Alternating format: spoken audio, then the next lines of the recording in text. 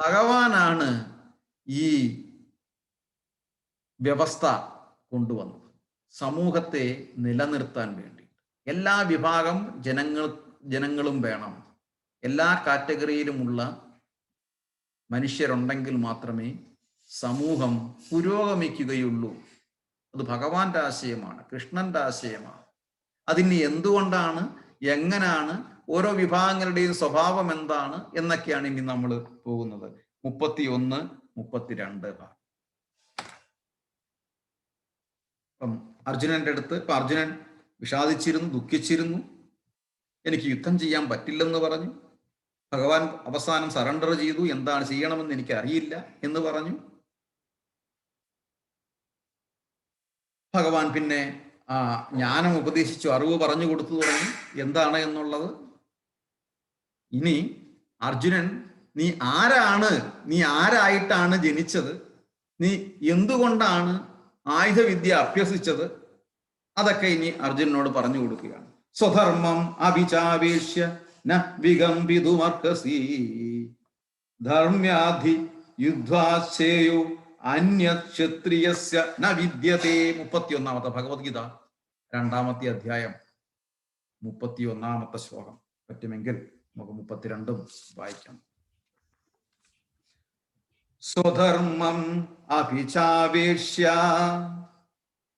സ്വധർമ്മം അഭിചാവേക്ഷ്യ ന വികമ്പിതുമർഹസി ന വികമ്പിതുമർഹസി സ്വധർമ്മം അഭിചാവേക്ഷ്യ സ്വധർമ്മം അഭിചാവേക്ഷ്യ ന വികമ്പിതുമർഹസി ന വികമ്പിതുമർഹസി ധർമ്മ്യാധി യുദ്ധാശ്ചേയോ ധർമ്മ്യാധി യുദ്ധാശ്ചേയോ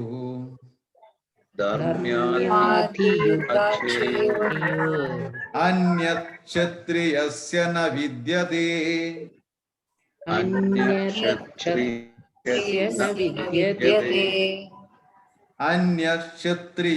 ന വിദ്യതേ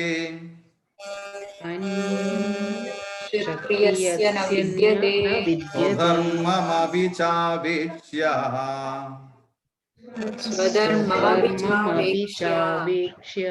ന വികമ്പിതുമർഹസി ധർമ്മ്യാധി യുദ്ധാശ്ചേയോ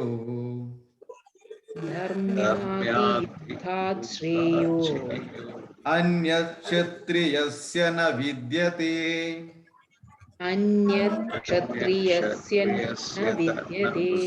ശബ്ദാർത്ഥം വൈകി ശ്രീ ശീലഭൂപാദക്കി. സ്വധർമ്മം അഭി, സ്വധർമ്മത്തെ തന്നെ, ആവേശിച്ച നോക്കിയിട്ടും, വികമ്പിതും കുലുങ്ങുവാൻ, ന അർഹസി നീ അർഹിക്കുന്നില്ല, ഹി എന്തെന്നാൽ നിശ്ചയമായും, ധർമ്മ്യ ധാർമ്മികമായ, യുദ്ധത്തെക്കാൾ, ക്ഷത്രിയസ്യ ക്ഷത്രിയന്, അന്യത് മറ്റൊന്നും, ശ്രേയഃ ശ്രേയസ്, ന വിദ്യതേ ഇല്ല തന്നെ. ക്ഷത്രിയൻ എന്ന വിവർത്തനം ആവർത്തനത്തോടെ ശീലഭൂപാദക്കി ജെ. ക്ഷത്രിയൻ എന്ന നിലയ്ക്ക് നിനക്കുള്ള പ്രത്യേക കർത്തവ്യം ആലോചിച്ചാൽ മതശാസന അനുസൃതമായ സമരത്തെക്കാൾ ഉത്തമമായ ഒരു കർമ്മവും നിനക്ക് ചെയ്യാനില്ല. അതിനാൽ വൈമുഖ്യം കൈവിടുക. ക്ഷത്രിയൻ എന്ന നിലയ്ക്ക് നിനക്കുള്ള പ്രത്യേക കർത്തവ്യം, കർമ്മം, പ്രിസ്ക്രൈബ്ഡ് ഡ്യൂട്ടി ആലോചിച്ചാൽ മതശാസന അനുസൃതമായ, മതം ധർമ്മം, ധർമ്മ ശാസന അനുസൃതമായ സമരത്തേക്കാൾ ഉത്തമമായ ഒരു കർമ്മവും നിനക്ക് ചെയ്യാനില്ല. അതിനാൽ വൈമുഖ്യം കൈവിടുക. സിമ്പിളായിട്ട് പറഞ്ഞു കഴിഞ്ഞാൽ, നമ്മുടെ ഭരണപക്ഷം പ്രതിപക്ഷത്തിന്റെ ധർമ്മം എന്ന് പറഞ്ഞാൽ എപ്പോഴും നല്ലതാണെങ്കിലും ചീത്തയാണെങ്കിലും തള്ളി പറഞ്ഞുകൊണ്ടേയിരിക്കുക. കാര്യം 5 വർഷം കഴിഞ്ഞത് എല്ലാം നല്ലതെന്ന് പറഞ്ഞാൽ അടുത്ത വർഷത്തേക്ക് അവർക്കൊന്നും പറയാനില്ലല്ലോ. അപ്പൊ നിന്റെ ഡ്യൂട്ടി എന്ന് പറഞ്ഞാൽ എന്ത് ഭരണപക്ഷം കൊണ്ടുവന്നു കഴിഞ്ഞാലും ചീത്ത പറഞ്ഞുകൊണ്ടേ ഇരിക്കുക. ഇതാണ് നിന്റെ ഡ്യൂട്ടി എന്ന് പറയുന്നത് പോലെ ക്ഷത്രിയൻ എന്ന നിലയ്ക്ക് നിനക്കുള്ള പ്രത്യേക കർത്തവ്യം ആലോചിച്ചാൽ മതശാസന അനുസൃതമായ സമരത്തെക്കാൾ ഉത്തമമായ ഒരു കർമ്മവും നിനക്ക് ചെയ്യാനില്ല. അതിനാൽ വൈമുഖ്യം കൈവിടുക. നിന്നെ ഏൽപ്പിച്ച ജോലി, നീ എന്തിനു വേണ്ടിയിട്ടാണോ ജനിച്ചത്, നീ ഒരു ക്ഷത്രിയനാണ്. നമുക്ക് ഡീറ്റെയിൽ ആയിട്ട് രൂപാന്തരം പറയുന്നതും കൂടെ കേട്ടിട്ട് പറയാം. സ്വധർമ്മം അഭിചാവേക്ഷ്യ ധർമ്മം അപിചാവേക്ഷ്യ ന വികമ്പിതുമർഹസി ന വികമ്പിതുമർഹസി ധർമ്യാധി യുദ്ധാശ്രയോ ധർമ്യാധി യുദ്ധാത് ശ്രേയോ അന്യക്ഷത്രിയസ്യ ന വിദ്യതേ അന്യക്ഷത്രിയസ്യ ന വിദ്യതേ. ഹരേ കൃഷ്ണ. മീരാജി ഒന്ന് വായിച്ചു. സ്വധർമ്മം അപി ചാവേക്ഷ്യ ന വികമ്പിതുമർഹസി ധർമ്യാധി യുദ്ധാത് ശ്രേയോ അന്യത് ക്ഷത്രിയസ്യ ന വിദ്യതേ. ഹരേ കൃഷ്ണ. മാതാജി. ഹരേ കൃഷ്ണ. ഹരേ കൃഷ്ണ പ്രഭു. സ്വധർമ്മമപി ചാവേക്ഷ്യ ന വികമ്പിതുമർഹസി ധർമ്യാധിയുദ്ധാത് ശ്രേയോന്യാത്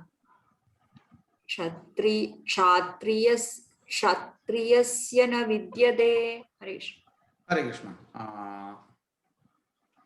വിജില മാതാജി. ഹരേ കൃഷ്ണ.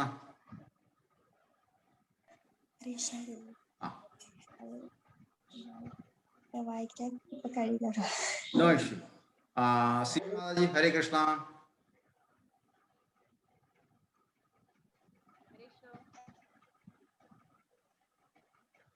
സ്വധർമ്മമപി ചാവേക്ഷ്യ ന വികമ്പിതുമർഹസി ധർമ്യാധി യുദ്ധാത് ശ്രേയോ അന്യത് ക്ഷത്രിയസ്യ ന വിദ്യതേ. ഹരേ കൃഷ്ണ. സുശിംറു. സ്വധർമ്മമപി ചാവേക്ഷ്യ ന വികമ്പിതുമർഹസി ധർമ്യാധി യുദ്ധാച്ഛേയോ അന്യക്ഷത്രിയസ്യ ന വിദ്യതേ. ഹരേ കൃഷ്ണ. സുധീർ പ്രഭു.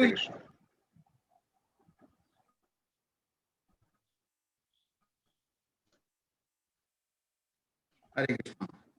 ഗോപിനാഥ് പ്രഭു. ഓക്കെ, ഗോപിനാഥ് പ്രഭു. ഹരേ കൃഷ്ണ.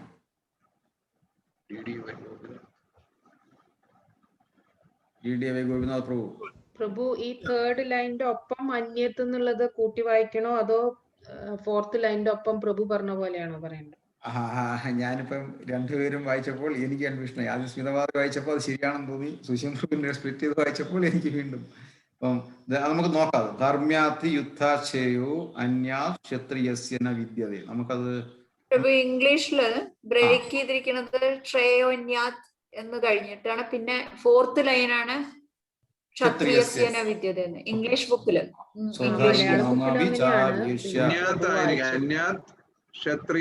രണ്ടായാലും ശരി തന്നെയാണ്. അതെ, നമുക്ക് നോക്കാം.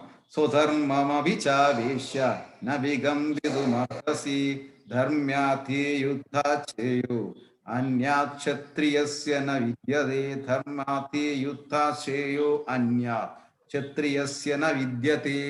നോക്കാം. ഓക്കെ, നമ്മള് അടുത്തത് ഗോപിനാഥ് പ്രഭു. ഓക്കെ, ഗോപിനാഥ് പ്രഭു അടുത്ത ശ്ലോകം നോക്കാം.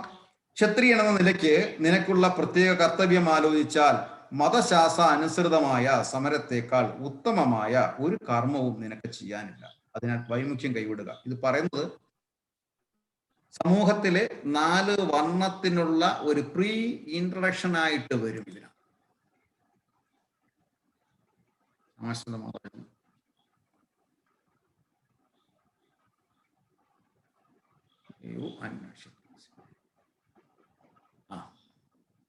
ചാറ്റിലിട്ടു. ഹരേ കൃഷ്ണ.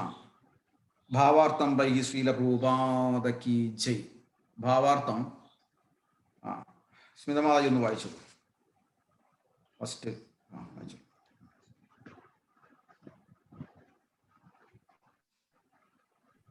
ചാറ്റിലിട്ടുണ്ടല്ലോ. ഓക്കെ. ഭാവാർത്ഥം ബൈ ശ്രീല പ്രഭുപാദ്. ജയ ശ്രീല പ്രഭുപാദ്. സാമൂഹ്യ ഭരണ വ്യവസ്ഥയനുസരിച്ച് മനുഷ്യനെ 4 വിഭാഗങ്ങളായി തിരിച്ചിട്ടുള്ളതിൽ സദ്ഭരണം നടത്തേണ്ട രണ്ടാമത്തെ കൂട്ടരാണ് ക്ഷത്രിയർ.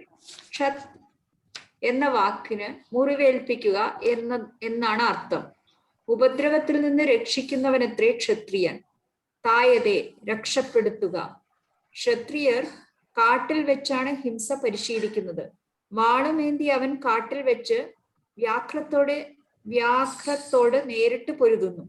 മരിച്ച വ്യാഘ്രത്തിന്റെ ശവം രാജകീയ ബഹുമതികളോടെ സംസ്കരിക്കപ്പെടും. ജയ്പൂരിലെ ക്ഷത്രിയ രാജാക്കന്മാർ അടുത്ത കാലം വരെ ഈ പതിവ് നിലനിർത്തി പോന്നു. മതനിയമപ്രകാരം വേണ്ടി വന്നേക്കാവുന്ന ഹിംസ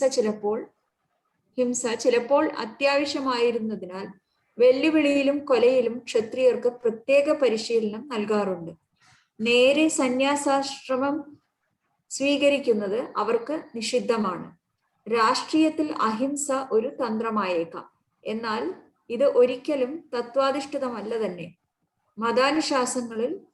മതാനുശാസനങ്ങളിൽ ഇപ്രകാരം കാണുന്നു: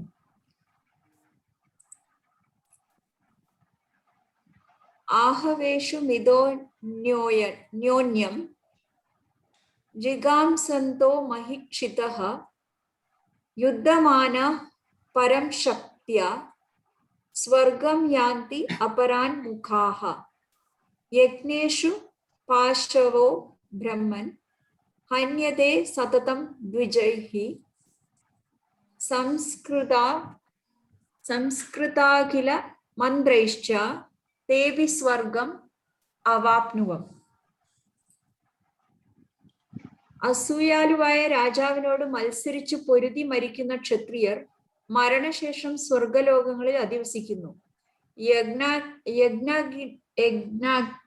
യജ്ഞാഗ്നിയിൽ മൃഗങ്ങളെ ബലി കഴിക്കുന്നത് കൊണ്ട് ബ്രാഹ്മണരും സ്വർഗം പോകുന്നു. മതതത്വങ്ങൾ അനുസരിച്ച് രണാങ്കണത്തിൽ ചെയ്യുന്ന ഹിംസയും യാഗാഗ്നിയിലെ ജന്തുബലിയും ഹിംസയായി കണക്കാക്കപ്പെടുന്നില്ല. എന്തുകൊണ്ടെന്നാൽ ധാർമ്മിക ശാസനങ്ങൾ അനുസരിച്ചായതിനാൽ ഏവർക്കും ഇതുകൊണ്ട് നേട്ടമേ ഉണ്ടാകുന്നുള്ളൂ. കാരണം ബലിക്ക് വിധേയമാകുന്ന മൃഗം പരിണാമ പ്രക്രിയയിലൂടെ സഞ്ചരിക്കാതെ മനുഷ്യജന്മം പെട്ടെന്ന് നേടുകയും യുദ്ധക്കളത്തിൽ കൊല്ലപ്പെട്ട ക്ഷത്രിയനും ഹോമാദികൾ ഏർപ്പെട്ടിരിക്കുന്ന ബ്രാഹ്മണനും സ്വർഗലോകം ലഭിക്കുകയും ചെയ്യുന്നു. സ്വധർമ്മം രണ്ടു വിധമുണ്ട്. മുക്തനാകാത്തിടത്തോളം കാലം മതപ്രമാണങ്ങൾ അനുസരിച്ച് ഓരോ ശരീരത്തിനും നിറവേറ്റേണ്ടതായ കർമ്മങ്ങൾ ചെയ്യുക തന്നെ വേണം. എന്നാലേ മുക്തി ലഭിക്കൂ. ഒരാൾ മുക്തനാകുമ്പോൾ സ്വധർമ്മം ആത്മീയമായി തീരുന്നു, ശാരീരിക ബോധത്തോടെയുള്ളതല്ല. ശരീരബോധത്തോടു കൂടിയ ജീവിതത്തിൽ ബ്രാഹ്മണർക്കും ക്ഷത്രിയർക്കും അവരവരുടേതായ കർത്തവ്യങ്ങളുണ്ട്. ഇവയെ ഒഴിവാക്കാൻ സാധ്യമല്ല. സ്വധർമ്മം എന്നത് ഈശ്വര കൽപ്പിതമാണ്. 4-ാം അധ്യായത്തിൽ ഇത് വിശദീകരിക്കുന്നുണ്ട്. ശാരീരിക തലത്തിൽ സ്വധർമ്മത്തെ വർണ്ണാശ്രമധർമ്മം എന്ന് പറയുന്നു. ആത്മജ്ഞാനത്തിലേക്കുള്ള ചവിട്ടുപടിയാണിത്. വർണ്ണാശ്രമധർമ്മം അഥവാ ശരീരപ്രകൃതികൾക്ക് അനുസൃതമായ നിയത കർമ്മങ്ങൾ ചെയ്യുക എന്ന നിലയിൽ നിന്നാണ് മാനവധർമ്മം ആരംഭിക്കുന്നത്. ഏതു പ്രവർത്തന മേഖലയിലായാലും ശരി, ഉന്നത പ്രാമാണികരുടെ ആജ്ഞപ്രകാരം സ്വകർത്തവ്യം നിറവേറ്റുക എന്നത് ജീവിതത്തെ ഉത്കൃഷ്ടതയിലേക്ക് നയിക്കുന്നു. ഹരേ കൃഷ്ണ. ഹരേ കൃഷ്ണ. ഉന്നത പ്രാമാണികരുടെ ആജ്ഞപ്രകാരം സ്വകർത്തവ്യം നിറവേറ്റുക എന്നത് ജീവിതത്തെ ഉത്കൃഷ്ടതയിലേക്ക് നയിക്കുന്നു. ഒരുപാട് എന്താ പറയുന്നത്, കോംപ്ലിക്കേറ്റഡ് ആയിട്ടുള്ള ഒരു വിഷയമാണ് ചിലരെ സംബന്ധിച്ചിടത്തോളം ഇത് വളരെ നിസ്സാരമായിട്ട് മനസ്സിലാക്കുകയും ചെയ്യാം. ഇത് ആവശ്യമാണെന്ന് പറയുകയും ചെയ്യും. ഞാൻ നേരത്തെ പറഞ്ഞു, ചാതുർവർണ്ണ്യം മയാസൃഷ്ടം ഗുണകർമ്മ വിഭാഗശഃ. ചാതുർവർണ്ണ്യം മയാസൃഷ്ടം. ബ്രാഹ്മണൻ, ക്ഷത്രിയൻ, വൈശ്യൻ, ശൂദ്രൻ. വീണ്ടും പറയുന്നുണ്ട്, എങ്ങനെയാണ്? ചാതുർവർണ്ണ്യം മയാ സൃഷ്ടം, ഞാനാണ് സൃഷ്ടിച്ചിരിക്കുന്നത്. ഇതിനെ ഭയങ്കരമായിട്ട് ഇന്റർപ്രട്ടേഷൻ കൊടുത്തുകൊണ്ട് ഒരു കാലഘട്ടത്ത്, ഞാൻ മറ്റൊന്നും പറയുന്നല്ല, ഇടതു സഹയാത്രികനായ ഒരു കലാകാരൻ അദ്ദേഹത്തിന്റെ കഥയിൽ മൊത്തവും ക്ഷേത്രാങ്കണത്തിൽ തന്നെ അവതരിച്ചുകൊണ്ട് ഭഗവാനെ ചീത്ത വിളിക്കുമായിരുന്നു. ചാതുർവർണ്ണ്യം മയാ സൃഷ്ടം. 2-ാമത്തെ വരി അദ്ദേഹം പഠിച്ചിട്ടുമില്ല, പറയത്തുമില്ലായിരുന്നു. ഗുണകർമ്മ വിഭാഗശഃ. ഗുണത്തിന്റെയും കർമ്മത്തിന്റെയും അടിസ്ഥാനത്തിൽ ഞാൻ ഈ സമൂഹത്തെ 4ആയിട്ട് തിരിച്ചിരിക്കുന്നു. സമൂഹത്തിനെ ബാലൻസ് ചെയ്യണം. അർജുന, അതിലെ രണ്ടാമത്തെ വിഭാഗത്തിലാണ് നീ പെടുന്നത്, ക്ഷത്രിയൻ. അതുകൊണ്ടാണ് അർജുന നീ യുദ്ധം പഠിച്ച് യോദ്ധാവായത്. അതുകൊണ്ടാണ് അർജുന നിനക്ക് ദ്രോണാചാര്യരെ പോലെ ഒരു ഗുരുവിനെ കിട്ടിയത്. അതുകൊണ്ടാണ് അർജുന ഞാൻ നിന്നെ യുദ്ധം ചെയ്യാൻ ഏൽപ്പിച്ചത്. അതുകൊണ്ട് അർജുന നീ നിന്റെ കർമ്മത്തിൽ നിന്ന്, നിന്റെ ഡ്യൂട്ടിയിൽ നിന്ന് നീ പിന്മാറരുത്. ഒരു ഡോക്ടറിനെ സംബന്ധിച്ചിടത്തോളം രോഗി കൊലപാതകിയാണെന്നോ അല്ല രോഗി വലിയൊരു സന്യാസിയാണെന്നോ അല്ല. ഒരു ആക്സിഡന്റിൽപ്പെട്ട് ഒരു മനുഷ്യൻ ആസ്പത്രിയിൽ വന്നു കഴിഞ്ഞാൽ ആ ഡോക്ടർ അളക്കുന്നില്ല അവന്റെ പൂർവ്വ ഹിസ്റ്ററി, അവന്റെ പൂർവ്വ ചരിത്രം അളക്കുന്നില്ല. അവൻ ഇമ്മീഡിയറ്റ് ആയിട്ട് സർജറി വേണമെന്നുണ്ടെങ്കിൽ തീർച്ചയായിട്ടും അവനെ സർജറിയിൽ അവിടെ ഓപ്പറേഷൻ തിയേറ്ററിൽ എത്തിച്ചിരിക്കും. അതല്ല ഇവൻ കൊലപാതകിയായതുകൊണ്ട് എനിക്ക് ഇവനെ സർജറി ചെയ്യാൻ പറ്റത്തില്ല എന്ന് ഡോക്ടർ പറയുമോ? പറയാനുള്ള അധികാരമുണ്ടോ?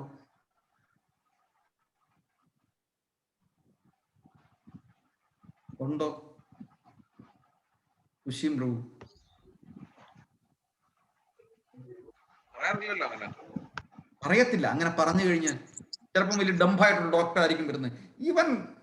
ഇവൻ കുളിച്ചിട്ടല്ല എന്റെ ഇവിടെ വന്നിരിക്കുന്നത്, അവനെ എനിക്ക് സർജറി ചെയ്യാൻ പറ്റത്തില്ല. പറ്റുമോ? പറയുമോ? അങ്ങനെ പറയുന്ന ഒരു പ്രശ്നം ആയിട്ട് കണ്ടിട്ടില്ല. അപ്പം അതെ, അവന്റെ പ്രിസ്ക്രൈബ്ഡ് ഡ്യൂട്ടിയാണ് ഈ രോഗിയെ ചികിത്സിക്കുക എന്നുള്ളത്. ബാക്കിയുള്ള എല്ലാം ബാക്കി നിയമപരമായിട്ട് മറ്റുള്ളവർ നിയമപാലകന്മാർ അവിടെ ഉണ്ട്, ഭരണഘടനയുണ്ട്, അവർ നോക്കിക്കോളും. എന്റെ ഡ്യൂട്ടി, എന്റെ മുന്നിൽ വന്ന ഒരു രോഗിയെ ശുശ്രൂഷിക്കേണ്ടത് ഇത് തന്നെയാണ്. ഇത് സമൂഹത്തിൽ അത്യാവശ്യം. ഇതാണ് ഭഗവാൻ പറഞ്ഞിരിക്കുന്നത്. ഇപ്പൊ വീണ്ടും ഇതിനകത്ത് പറഞ്ഞു വന്നിട്ട് അപ്പം ബ്രാഹ്മണനെ, അതായത് ആരാണ് ബ്രാഹ്മണൻ? ഭഗവാനെ ആരറിയുന്നുവോ? ഞാൻ ആരാണെന്ന ബോധം ഉളവാകാൻ, ബ്രഹ്മത്തെ അറിയുന്നവൻ.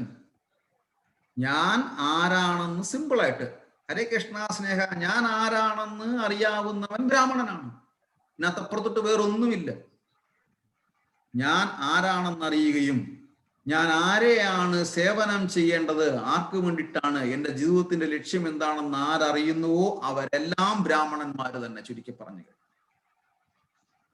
ആ ബ്രാഹ്മണന്റെ ദൗത്യം എന്ന് പറഞ്ഞു കഴിഞ്ഞാൽ മറ്റുള്ളവർക്ക് ഇത് പറഞ്ഞു കൊടുക്കുക, ആചാര്യനാകുക. അവനെ ബ്രാഹ്മണൻ എന്ന് പറയും.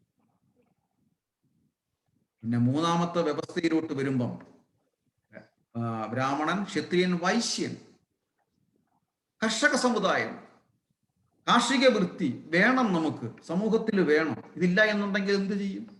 ഇപ്പൊ പറയുന്നു പാലിന് ക്ഷാമമാണ്. പാലില്ല. കാര്യം കർഷകർ കുറഞ്ഞു വരുന്നു.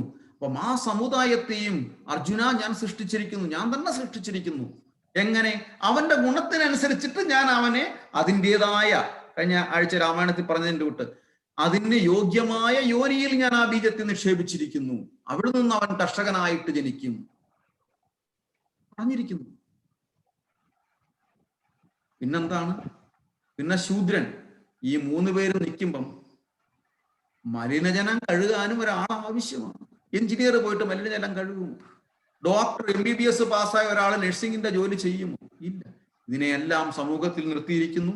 പിന്നെ അതുപോലെ തന്നെ അർജുന, നീ അഹിംസയെ കുറിച്ച് ചിന്തിക്കേണ്ട ആവശ്യമില്ല. കാര്യം നിനക്ക് ഹിംസ ധർമ്മ അനുശാസമായിട്ട് നിനക്ക് ചെയ്യേണ്ടതാണ്. നിന്റെ ഇഷ്ടത്തിനല്ല ചെയ്യുന്നത്, നിന്നെ ഞാനാണ് പറയുന്നത്, ഞാനാണ് ചെയ്യാൻ പറയുന്നത്. അപ്പം നിനക്കവിടെ ഹിംസ ചെയ്യൂ എന്നുള്ള ബോധ്യം, ഒരു കുറ്റബോധം വേണ്ട. നീ തോറ്റാലും ജയിച്ചാലും നിന്റെ ധർമ്മത്തിൽ നിൽക്കുന്നത് കൊണ്ട് നിനക്ക് വിജയമേ ഉണ്ടാവുകയുള്ളൂ. അൾട്ടിമേറ്റ് ആയിട്ട് ഈ യുദ്ധത്തിൽ മരിക്കുന്ന എല്ലാവരും എന്റെ ധാമത്തിൽ വരും, സ്വർഗലോകം പോകും. അർജുന, അതുകൊണ്ട് നീ പേടിക്കേണ്ട യാതൊരു ആവശ്യവുമില്ല. കുരുക്ഷേത്ര യുദ്ധത്തിൽ കൗരവരാണെങ്കിലും ശരി, പാണ്ഡവപക്ഷത്തുള്ളവരാണെങ്കിലും ശരി, അർജുന, രണ്ടു കൂട്ടരും സ്വർഗം ആണ് പോകുന്നത്. അതുകൊണ്ട് നീ ദുഃഖിക്കേണ്ട ആവശ്യമില്ല. പിന്നെ വീണ്ടും പ്രഭുപാദര് വീണ്ടും പറയുന്നു, സന്യാസാശ്രമം സ്വീകരിക്കുന്നവർക്ക് നിഷിദ്ധമാണ്. രാഷ്ട്രീയത്തിൽ അഹിംസ ഒരു തന്ത്രമായേക്കാം. പ്രഭുപാദർ എത്ര കൃത്യമായിട്ടാണ് പറയുന്നത്. രാഷ്ട്രീയത്തിൽ അഹിംസ തന്ത്രമായേക്കാം. എന്തുകൊണ്ടാ? എല്ലാവരും അഹിംസാ സിദ്ധാന്തം അഹിംസാ സിദ്ധാന്തം അഹിംസാ സിദ്ധാന്തം എന്ന് പറയുന്നു. എന്താ പറയുന്നത്? അഹിംസ എന്ന് പറഞ്ഞു കഴിഞ്ഞാൽ ശരിക്കുമുള്ള നിർവചനം മറ്റൊരു ജീവിയെ മനസ്സുകൊണ്ട് പോലും ഉപദ്രവിക്കാൻ പാടില്ല. അതിനെയാണ് അഹിംസ എന്ന് പറയുന്നത്. മാംസം കഴിക്കാതിരിക്കുന്നതിൽ മാത്രമല്ല അഹിംസ എന്ന് പറയുന്നത്. ഒരു ജീവിയെയും ഉപദ്രവിക്കാതിരിക്കുന്നത്, മനസ്സുകൊണ്ടോ ശരീരം കൊണ്ടോ നോട്ടം കൊണ്ടോ ഉപദ്രവിക്കാതിരിക്കുന്നതിനെയാണ് അഹിംസ എന്ന് പറയുന്നത്. അതുകൊണ്ടാണ് രാഷ്ട്രീയത്തിൽ അഹിംസ എന്നൊരു തന്ത്രം എന്ന് പറയുന്നത്. ഒരു ജീവിയെയും ഉപദ്രവിക്കാനുള്ള അധികാരം നമുക്കില്ല. അതാണ് യഥാർത്ഥ അഹിംസ. അങ്ങനെ ഇങ്ങനെയൊക്കെ പറയുമ്പോൾ ഏത് പ്രവർത്തന മേഖലയിലായാലും ശരി, ഉന്നത പ്രമാണികളുടെ ആജ്ഞപ്രകാരം സ്വകർത്തവ്യം നിറവേറ്റുക എന്നത് ജീവിതത്തെ ഉത്കൃഷ്ടതയിലേക്ക് നയിക്കുന്നു. വീണ്ടും പറയുന്നു, സ്വധർമ്മം രണ്ട് വിധമുണ്ട്. മുക്തനാകാത്തിടത്തോളം കാലം മതപ്രമാണങ്ങൾ അനുസരിച്ച് ഓരോ ശരീരത്തിനും നിറവേറ്റേണ്ടതായ കർമ്മങ്ങൾ ചെയ്യുക തന്നെ വേണം. 10ാം ക്ലാസ്സിൽ പഠിക്കുന്ന ഒരു കുട്ടി 10ാം ക്ലാസ് തോറ്റുപോയെന്ന് വിചാരിച്ചു. വീണ്ടും അവൻ പഠിക്കേണ്ടി വരും. അവന് ഒരിടത്തും വിട്ടും പിന്നെ പോകാൻ പറ്റുന്നില്ല. അവൻ വീണ്ടും അവന് നേരെ രീതിയിൽ പോയി വിദ്യാഭ്യാസപരമായി ഉന്നത വിദ്യാഭ്യാസം പോകണമെന്നുണ്ടെങ്കിൽ, ഉന്നത വിദ്യാഭ്യാസം എടുത്ത് നല്ലൊരു ഔദ്യോഗിക പദവിയിൽ എത്തണമെന്നുണ്ടെങ്കിൽ വീണ്ടും അവൻ 10ാം ക്ലാസ്സിൽ എഴുതിയെങ്കിലേ പറ്റും. അതുപോലെ ഭഗവാന്റെ ധാമം പോകണമെന്നുണ്ടെങ്കിൽ തീർച്ചയായിട്ടും നമ്മളെ ഏൽപ്പിച്ചിരിക്കുന്ന ജോലി കൃത്യമായിട്ട് ചെയ്തെങ്കിലേ പറ്റത്തുള്ളൂ. അല്ലെങ്കിൽ വീണ്ടും എഴുതും. നമ്മൾ പറയും, പ്രീ ഡിഗ്രിക്കൊക്കെ പറയുകയാണെങ്കിൽ, പഠിക്കുകയാണെങ്കിൽ നമ്മൾ പറയും തോറ്റുപോയി നമ്മൾ ഒരിക്കലും പറയത്തില്ല. അല്ല സുശീം പ്രഭു, ഒരെണ്ണം കിട്ടാനില്ല, അത് വീണ്ടും എഴുതണം. അല്ല, ഒന്നിനും ഒരു ഇമ്പ്രൂവ്മെന്റ് ഉണ്ട്, ഇമ്പ്രൂവ്മെന്റ് ചെയ്യണം, ഇമ്പ്രൂവ് ചെയ്യണം. ഒരിക്കലും തോറ്റുപോയെന്ന് പറയത്തില്ല. ഞാൻ ആ വിഷയത്തിൽ തോറ്റെന്ന് പറയത്തില്ല. സെക്കൻഡ് ഇയർ അത് ഇമ്പ്രൂവ് ചെയ്യണം. ഇച്ചിരി ഇമ്പ്രൂവ് ചെയ്യാനുണ്ട്. ഇമ്പ്രൂവ് പാസ് മാർക്ക് കൊടുത്തിട്ടുണ്ട്, പാസ് മാർക്കിന് താഴെ ആയതുകൊണ്ടാണ് അടുത്ത വർഷം വീണ്ടും എഴുതേണ്ടത്. പക്ഷെ ഒരിക്കലും പറയത്തില്ല നമ്മൾ തോറ്റുപോയെന്ന് പറയത്തില്ല. ഇമ്പ്രൂവ് ചെയ്യാനുണ്ടെന്ന് പറയും. എങ്ങനെയാണെങ്കിലും അവൻ ഏത് രീതി വളച്ചു കെട്ടി പറഞ്ഞു കഴിഞ്ഞാലും അവൻ അത് എഴുതി പാസ്സായെങ്കിലേ പറ്റത്തുള്ളൂ. അതുപോലെ നമ്മളെ ഏൽപ്പിച്ച ജോലി കൃത്യമായിട്ട് ചെയ്യണം എന്ന് ഭഗവാൻ പറഞ്ഞു തരുന്നു. 5750 വർഷങ്ങൾക്ക് മുമ്പ് ആദ്യമായിട്ട് ഈ ലോകത്തിന് കൊടുത്തിരിക്കുന്ന ഫസ്റ്റ് ഫിലോസഫിയാണ് ഡു യുവർ പ്രിസ്ക്രൈബ്ഡ് ഡ്യൂട്ടി. ഒരാളും ഇതുപോലെ ഇത്ര വലിയൊരു മഹത്തായ ആശയം പറഞ്ഞിട്ടില്ല. ഒരാളും സമൂഹത്തെ ഇങ്ങനെ നല്ല മനോഹരമായി കാറ്റഗറൈസ് ചെയ്തിട്ടില്ല. സമൂഹത്തിന്റെ സന്തുലിതാവസ്ഥയ്ക്ക് വേണ്ടിയിട്ട് ഒരാളും ഇങ്ങനെ കാറ്റഗറൈസ് ചെയ്തിട്ടില്ല. ചതുർവർണ്ണ്യം മയാ സൃഷ്ടം ഗുണ കർമ്മ വിഭാഗശക, ഗുണത്തിന്റെയും കർമ്മത്തിന്റെ അടിസ്ഥാനത്തില്. ഇപ്പം ഇവിടെ വ്യാസമഹർഷി മുക്കുവസ്ത്രീയിലാണ് ജനിച്ചത്. പക്ഷേ ബ്രാഹ്മണനായിട്ടാണ് അറിയപ്പെടുന്നത്. പിന്നെ ശൗനകാദി മഹർഷി ബ്രാഹ്മണനായിട്ടല്ല ജനിച്ചത്, പക്ഷെ അറിയപ്പെട്ടത് ബ്രാഹ്മണനായിട്ടാണ്. ശ്രീനാരായണ ഗുരു ബ്രാഹ്മണനായിട്ടല്ല ജനിച്ചത്, പക്ഷെ ബ്രാഹ്മണനായിട്ടാണ് അറിയപ്പെട്ടത്. എന്തുകൊണ്ട്? തൻ്റെ കർമ്മം കൊണ്ട്, കർമ്മ മേഖലയിൽ വളരെ സാത്വികമായിട്ട് ഒരു ബ്രാഹ്മണൻ എന്ന നിർവചനത്തിനനുസരിച്ചിട്ട് എന്താണോ അവർ ചെയ്തത്, അതുകൊണ്ട് അവരെ ബ്രാഹ്മണൻ എന്നറിയപ്പെട്ടു. അപ്പം പണ്ടൊക്കെ ഗുരുകുല വിദ്യാഭ്യാസത്തില് ബ്രാഹ്മണനെയും ക്ഷത്രിയനായും വൈശ്യനായും ശൂദ്രനായും തിരിക്കുന്നത് ഗുരുവായിരുന്നു. ആ ശിഷ്യന്മാരുടെ ഗുണമനുസരിച്ചിട്ട് ഇവരെ തിരിക്കും. അങ്ങനെ അർജുന, നീ ക്ഷത്രിയനായിട്ടാണ് ജനിച്ചത്, അതുകൊണ്ട് നിന്റെ ധർമ്മം യുദ്ധം ചെയ്യുക എന്നുള്ളതാണ്. എങ്ങനെ യുദ്ധം ചെയ്യണം? എനിക്ക് അർപ്പിച്ചിട്ട് യുദ്ധം ചെയ്യണം. എതിർച്ചയോ ചോപപന്നം സ്വർഗദ്വാരമവാവൃതം സുഖിന ക്ഷത്രിയ പാർത്ഥ ലഭന്തേ യുദ്ധമീദൃശം. എതിർച്ചയാ ചോപപന്നം 32ാം ശ്ലോകം. എതിർച്ചയാ ചോപപന്നം. റിപ്പീറ്റ് ചെയ്യാം. യദൃച്ഛയാ ചോപപന്നം സ്വർഗദ്വാരമപാവൃതം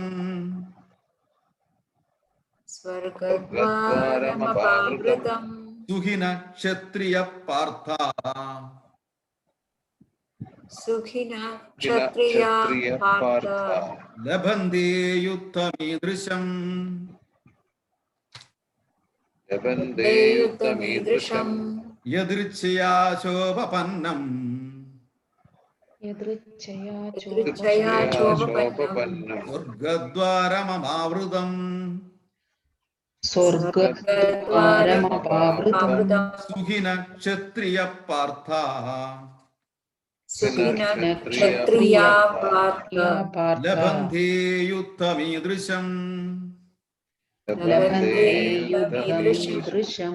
ശബ്ദാർത്ഥം ബൈ ശ്രീല പ്രഭുപാദക്ക് ജി. പാർത്ഥ, ഹേ പാർത്ഥ, യദൃച്ഛയ യാദൃച്ഛികമായി ഉപപന്നം ച കൈവന്ന അപാവൃതം തുറക്കപ്പെട്ട സ്വർഗദ്വാരം സ്വർഗത്തിലേക്കുള്ള വാതിൽ ആയ ഈ ദൃശ്യം ഇപ്രകാരമുള്ള യുദ്ധത്തെ സുഖിനഹ സുഖികളായ ക്ഷത്രിയന്മാർക്ക് ലഭന്തി ലഭിക്കുന്നു. എത്രയോ പേര് ഗുരുവായൂർ അമ്പലത്തില് ഗുരുവായൂരപ്പനെ പൂജ ചെയ്യാനുള്ള ഈ വർഷത്തെ തന്ത്രിയാകണമേ എന്ന് ആഗ്രഹിക്കുന്നു.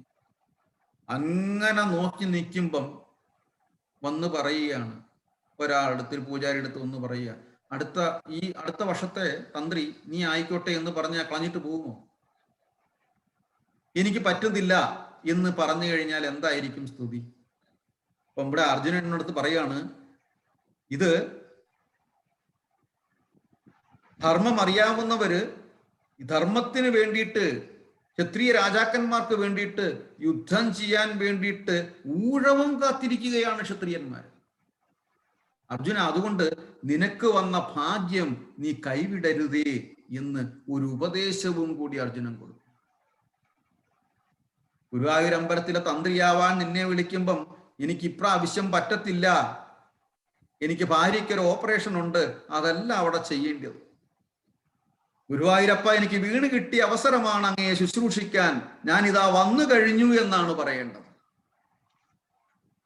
അതുകൊണ്ട് അർജുന, നീ ഈ ഊഴം നീ കളയരുത്, കൈവന്ന ഭാഗ്യം കളയരുത്. യദൃച്ഛയാ ചോപപന്നം യദൃച്ഛയാ ചോപപന്നം സ്വർഗദ്വാരമപാവൃതം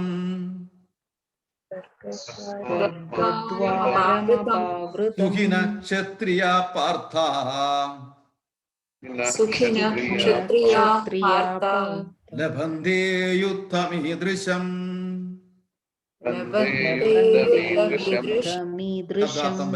പ്രഭുപാദക്ക് ജി. പാർത്ഥ, ഹേ പാർത്ഥ, അത് വായിച്ചല്ലോ. വിവർത്തനം ആവർത്തനത്തോടെ ശ്രീല പ്രഭുപാദക്ക് ജി. പാർത്ഥ, യാദൃച്ഛികമായി ഇതുപോലെ ഒരു യുദ്ധത്തിന് അവസരം ലഭിക്കുന്ന ക്ഷത്രിയന്മാർ സന്തുഷ്ടരാണ്. എന്തെന്നാൽ സ്വർഗ കവാടം അവർക്ക് വേണ്ടി തുറക്കപ്പെട്ടിരിക്കുകയാണ്. ഭാവാർത്ഥം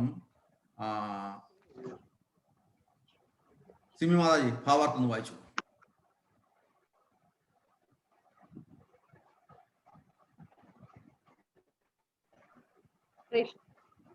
ഭാവാർത്ഥം ബൈ ശ്രീല പ്രഭുപാദ്.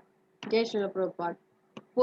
പൊരുതുന്നത് കൊണ്ട് ഒരു നന്മയും ഞാൻ കാണുന്നില്ല, അത് എന്നെന്നും നരക ജീവിതത്തിന് വഴിയൊരുക്കും എന്ന് പറഞ്ഞ അർജുനന്റെ നിലപാടിനെ ലോകോത്തര ഗുരുവെന്ന നിലയിൽ തള്ളിക്കളയുകയാണ് കൃഷ്ണൻ ചെയ്യുന്നത്. അറിവില്ലായ്മ കൊണ്ടാണ് അർജുനൻ ഇത്തരം പ്രസ്താവനകൾ ചെയ്യുന്നത്. തന്റെ കൃത്യനിർവഹണത്തിൽ ഹിംസക്കിടമില്ലാതെ ഇരിക്കണമെന്ന് അദ്ദേഹം ആശിക്കുന്നു. ഒരു ക്ഷത്രിയൻ യുദ്ധരംഗത്ത് അഹിംസ തൽപരനായി നിൽക്കുക എന്നത് വിഡ്ഢികളുടെ തത്വശാസ്ത്രമാണ്. വ്യാസപിതാവായ പരാശര മഹർഷി പരാശര സ്മൃതി എന്ന തന്റെ നീതി സംഹിതയിൽ ഇപ്രകാരം പറയുന്നു: ക്ഷത്രിയോ ഹി പ്രജാരക്ഷൻ ശസ്ത്രപാണി പ്രദണ്ഡയൻ നിർജിത്യ പരസൈന്യാദി ക്ഷിതിം ധർമ്മേണ പാലയേ.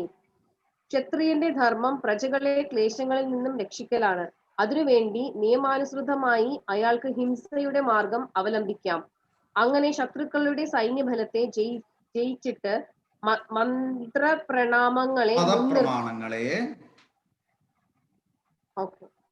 മതപ്രമാണങ്ങളെ മുൻനിർത്തി ലോകം ഭരിക്കണം. ഏത് വിധം ആലോചിച്ചാലും അർജുനൻ പോരിൽ നിന്നും ഒഴിഞ്ഞു മാറുന്നത് ന്യായീകരിക്കാൻ വയ്യ. ശത്രുക്കളെ ജയിച്ചാൽ അദ്ദേഹത്തിന് രാജാവായി കഴിയാം. യുദ്ധത്തിൽ മരിച്ചാലാകട്ടെ തനിക്കായി തുറക്കപ്പെട്ട സ്വർഗ കവാടങ്ങളിലൂടെ ഉപരിലോകങ്ങൾ പോകാം. രണ്ടു വിധമായാലും ഈ യുദ്ധം അദ്ദേഹത്തിന്റെ നന്മയ്ക്ക് തന്നെ. ഹരേ കൃഷ്ണ. ഹരേ കൃഷ്ണ. ഞാൻ പറഞ്ഞു വന്നതിന്റെ ലോകോത്തമ ഗുരുവെന്ന നിലയിൽ അർജുനന്റെ നിലപാടിനെ തള്ളിക്കളയുകയാണ്. അറിവില്ലായ്മ കൊണ്ടാണ് അർജുനൻ ഇത്തരം പ്രസ്താവനകൾ ചെയ്യുന്നത്. അറിവില്ലായ്മ. അത് അറിവ് ഉണ്ട് എന്ന് അടിക്കുന്നതിനേക്കാൾ ശ്രേഷ്ഠം നമുക്ക് അറിവില്ല എന്ന് തുറന്ന് സമ്മതിക്കുന്നതിനെയാണ്. ഗുരുവായൂർ സ്റ്റേറ്റ്മെന്റിൽ പറയുന്നു, ചിത്രശലഭത്തിന്റെ സൗന്ദര്യം ഒരു പുഴുവിനറിയത്തില്ല. അപ്പം ആ പുഴുവിനോട് ചിത്രശലഭത്തെ കുറിച്ച് പറഞ്ഞു കഴിഞ്ഞാൽ ഒട്ടും മനസ്സിലാവില്ല. ഇവിടെ നമ്മൾ അർജുനൻ സറണ്ടർ ചെയ്യുന്നതിന്റെ കൂട്ട് പരിപൂർണമായി സറണ്ടർ ചെയ്തിട്ട് ഭഗവാൻ എന്താണോ പറഞ്ഞത് അത് അതേപടി നമ്മൾ എടുക്കുകയാണ് വേണ്ടത്.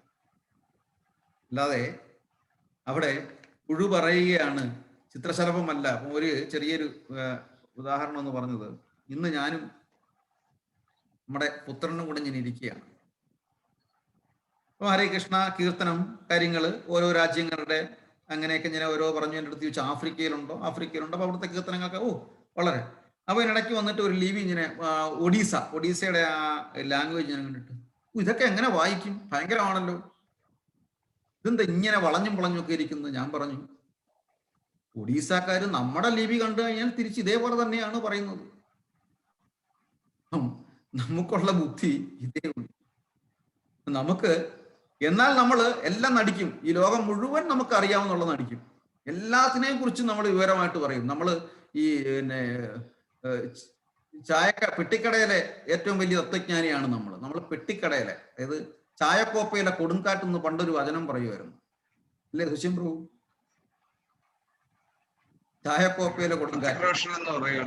സിനിമയുടെ പേരെന്താ? എവിടുത്തെ ഋതിക് റോഷൻ?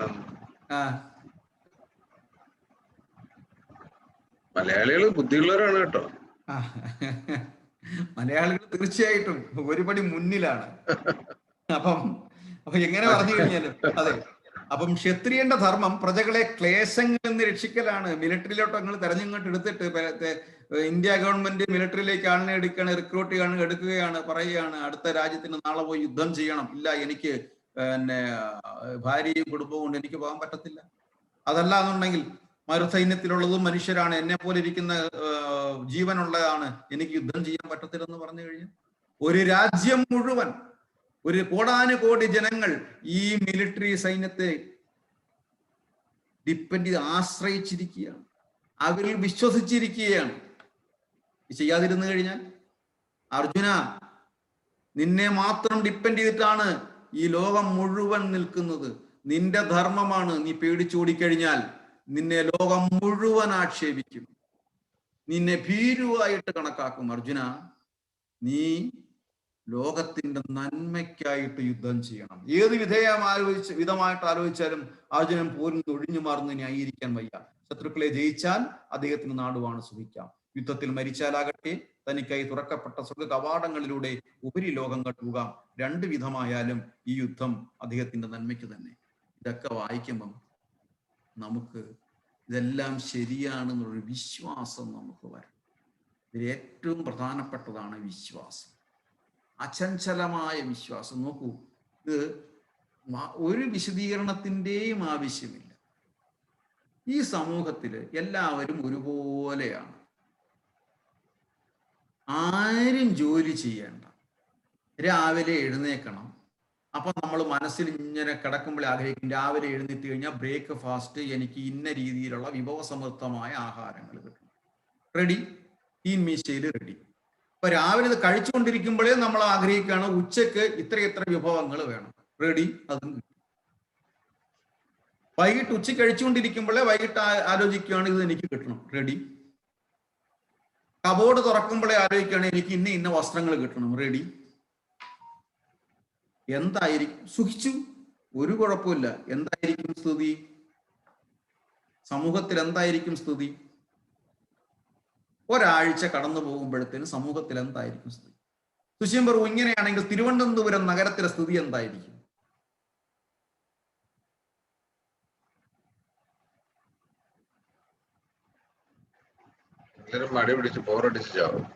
ബോറടിക്കുക മാത്രമല്ല മലീമസമാവും. ഇത് വൃത്തിയാക്കാൻ ആളിനെ കിട്ടും. നമുക്ക് പിടിച്ചു നിർത്താൻ പറ്റാത്ത ഒരു സാധനമാണ്, മലീമസമാകും. നീ പോ, ഞാൻ പോ, എനിക്ക് നിന്റെ ഒന്നും ആവശ്യമില്ലെന്ന് പറയും. കാര്യം എനിക്ക് മിഷ്ടാന്ന ഭോജനം കിട്ടുന്നുണ്ട്. മലീമസമാകും.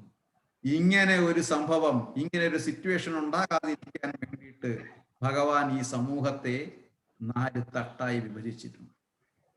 ഇതിനെ നമ്മൾ അതേസമയം എല്ലാവരെയും എല്ലാ ജോലിയെയും നമ്മൾ ഒരുപോലെ കാണണം. കാര്യം ഇതെല്ലാം ഭഗവാന്റെ സന്തതികളാണ്. എല്ലാ ജോലിക്കും അതിൻ്റെതായ വിലയുണ്ട്.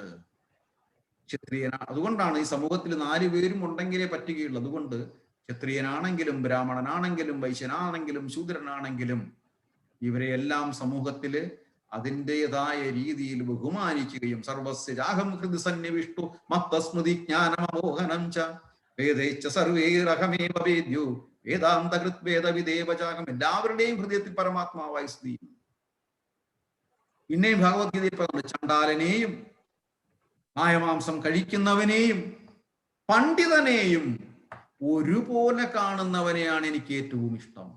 ശ്ലോകം പറയുന്നുണ്ടല്ലോ സുശീം പ്രഭു ഭഗവത്ഗീതയിൽ തന്നെ.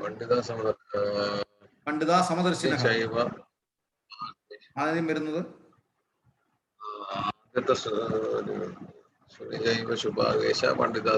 അതെ അതെ, ആദ്യത്തെ ലൈൻ കിട്ടുന്നില്ല. ബ്രാഹ്മണീക വിദർശനം. അതെ എന്തോ ഉണ്ട് എന്റെ കൂടെ. അതെ, ശുചിചൈവ ശുനാഗ, ലാസ്റ്റ് എനിക്കറിയാം. പക്ഷെ പണ്ഡിത വിദ്യാവിനയ സമ്പന്നെ